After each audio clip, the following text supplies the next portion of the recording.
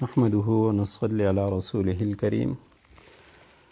أما بعد فأعوذ بالله من الشيطان الرجيم بسم الله الرحمن الرحيم عن عبد الله بن عمر رضي الله تعالى عنه قال كان النبي صلى الله عليه وسلم يعتكف العشر الأواخر من رمضان صدق الله العظيم۔ حضرت عبداللہ ابن عمر رضی اللہ تعالیٰ عنہ فرماتے ہیں کہ نبی کریم صلی اللہ علیہ وسلم رمضان المبارک کے آخری 10 دن کا اعتکاف کیا کرتے تھے۔ اعتکاف لفظ اعتکاف کے معنی ٹھہرنا ہے۔ شریعت کی اصطلاح میں دنیا کے سارے کاروبار چھوڑ کر عبادت کی نیت سے مسجد میں ٹھہرنے کو اعتکاف کہتے ہیں۔ اعتکاف بیٹھنے والے کو معتکف اور مقام اعتکاف کو معتکف کہا جاتا ہے۔ اعتکاف کی بنیادی 3 قسمیں ہیں، ایک واجب اعتکاف ہے، ایک سنت مؤکدہ اعتکاف ہے اور ایک مستحب اعتکاف ہے۔ واجب اعتکاف یہ ہے یعنی کوئی شخص وہ منت مانے کہ اگر میں فلاں کام میرا ہو گیا تو میں اتنے دنوں کا اعتکاف کروں گا، تو 2 روز کا یا 3 روز کا،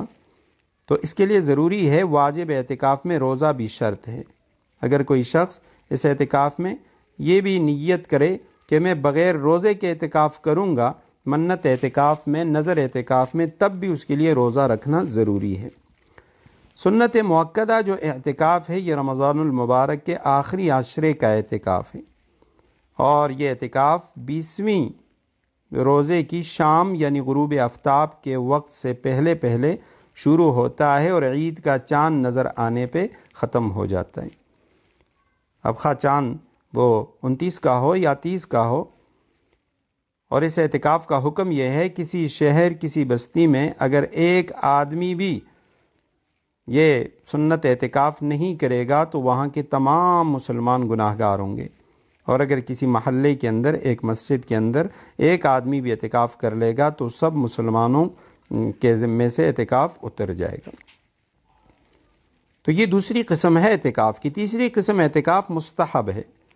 واجب سنت مؤکدہ کے علاوہ سب اعتکاف وہ مستحب ہیں، اور مستحب اعتکاف کا کوئی وقت مقرر نہیں ہے۔ جب کوئی شخص مسجد میں نماز پڑھنے کے لیے داخل ہو اعتکاف کی نیت کر سکتا ہے، اور یہ اعتکاف 10 منٹ، 5 منٹ، 2 منٹ، بلکہ علماء نے لکھا کہ جو شخص روزانہ نمازوں کے لیے پنجگانہ جو نمازیں ان کے لیے مسجد میں آتا ہے تو اسے چاہیے کہ مسجد میں داخل ہوتے وقت اعتکاف کی نیت کر لے، تو اسے روزانہ 5 نفلی اعتکاف، مستحب اعتکاف، ان کا ثواب بھی مل جائے گا۔ اب اعتکاف کا ثواب کیا ہے، اس کی فضیلت کیا ہے؟ تو اعتکاف کی احادیث میں بہت زیادہ فضائل ہیں، نفلی اعتکاف کی بھی اور سنت اعتکاف کی تو بہت زیادہ۔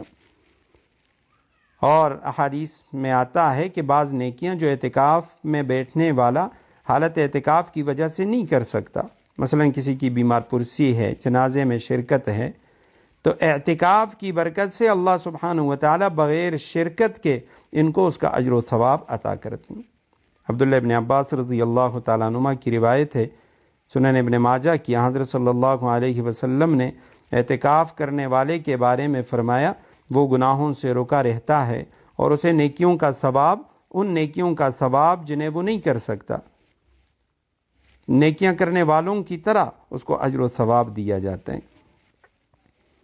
اور جو سنت اعتکاف ہے اس کے بارے میں آپ صلی اللہ علیہ وسلم نے فرمایا کہ رمضان کے آخری 10 دنوں میں اعتکاف کرنے والا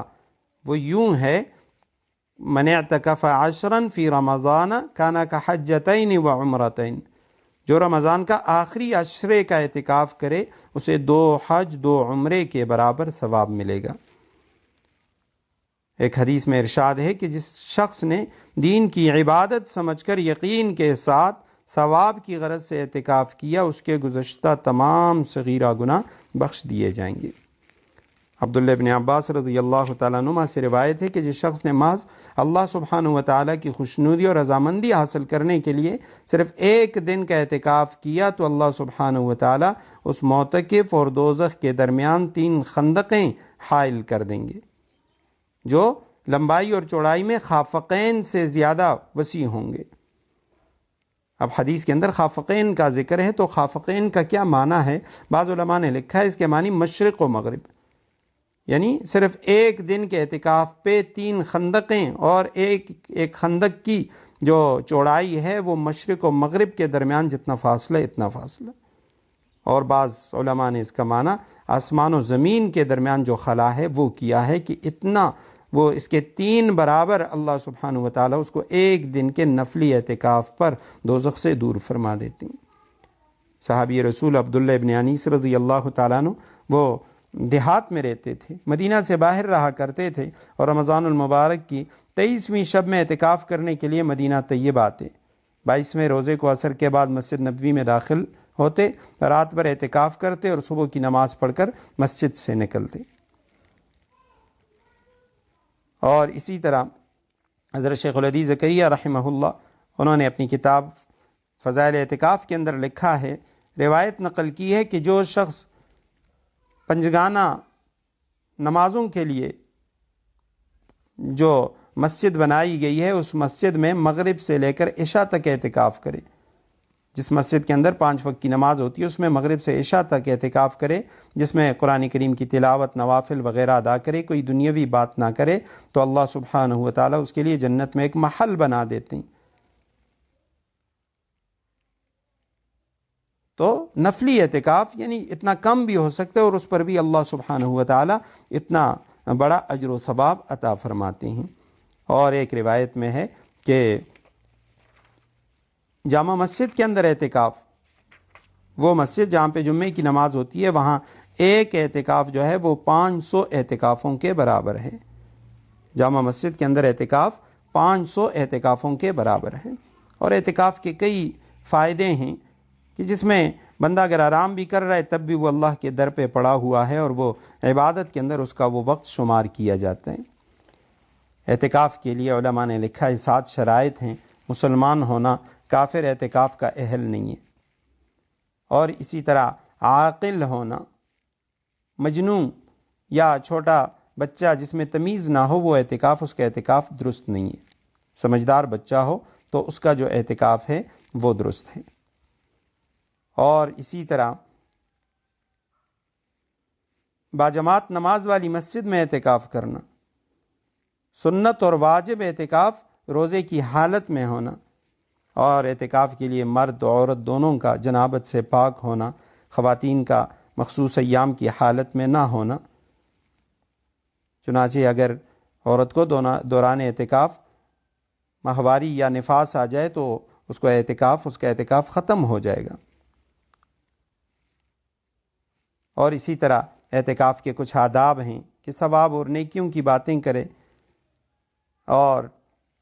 یعنی اس میں نوافل ادا کرے، قرآن کی تلاوت، تفسیر، احادیث، مستند علماء کی جو مستند کتابیں ہیں، انبیاء کرام کے واقعات، وہ پڑھیں۔ اور مکروہ، اس میں اعتکاف کے اندر کچھ چیزیں ایسی ہیں جو مکروہ ہیں، وہ مکروہات کے اندر آتی ہیں۔ بالکل خاموش رہنا اعتکاف کے اندر، بغیر ضرورت کے فضول گفتگو کرنا، اور یعنی اعتکاف کے لیے مسجد میں یا کسی اور جگہ پہ بہت بڑی جگہ گھیر لینا، یا وہاں پہ غیبت کرنا، جھوٹ بولنا، جھوٹی قسمیں کھانا، اور اسی طرح کسی کو نقصان پہنچانا، کسی کے عیب تلاش کرنا، تو یہ وہ تمام چیزیں ہیں جو اعتکاف کے اندر مکروہ ہیں۔ اور اعتکاف کے لیے مسجد، وہ مردوں کے لیے مسجد ہے اور عورتوں کے لیے گھر کے اندر ایک مخصوص کمرہ۔ مرد بغیر کسی ضرورت شرعی یا طبعی کے وہ مسجد سے باہر نہیں نکل سکتے۔ مسجد سے مراد وہ جگہ جہاں پہ سجدہ ہوتا ہے، مسجد کے وضو خانے، مسجد کے ساتھ امام صاحب کا کمرہ یا مؤذن کا کمرہ، یا جہاں مسجد کا کوئی سٹور ہے تو وہ مسجد کے اندر شامل نہیں ہوتا۔ مسجد صرف وہ جگہ ہے جہاں پہ سجدہ ہو، تو وہ جو جگہ ہے وہاں سے وہ بغیر ضرورت طبعی یا شرعی کے باہر نہیں نکل سکتا۔ اسی طرح جس خاتون نے اپنے لیے کوئی کمرہ مختص کیا ہے تو بغیر کسی شرعی یا طبعی ضرورت کے، وہ شرعی ضرورت تو اس کی ہے نہیں ہے، مردوں کے لیے تو یہ ہے جہاں جمعہ نہیں ہوتا وہ دوسری مسجد میں جمعے کے لیے جائیں گے شہر کے اندر، لیکن عورت کے لیے اگر اس کمرے کے اندر کوئی طبعی ضرورت واش روم وغیرہ اندر نہیں ہے تو اس کے لیے باہر جا سکتی ہے، وگرنہ بغیر ضرورت کے اگر اس کمرے سے باہر جائے گی اس کا اعتکاف وہ ختم ہو جائے گا۔ تو اعتکاف چونکہ فضائل بہت زیادہ ہیں، پابندیاں بہت زیادہ ہیں، اس لیے اس کے اندر فضیلت بھی بہت زیادہ ہے، ثواب بھی بہت زیادہ ہے۔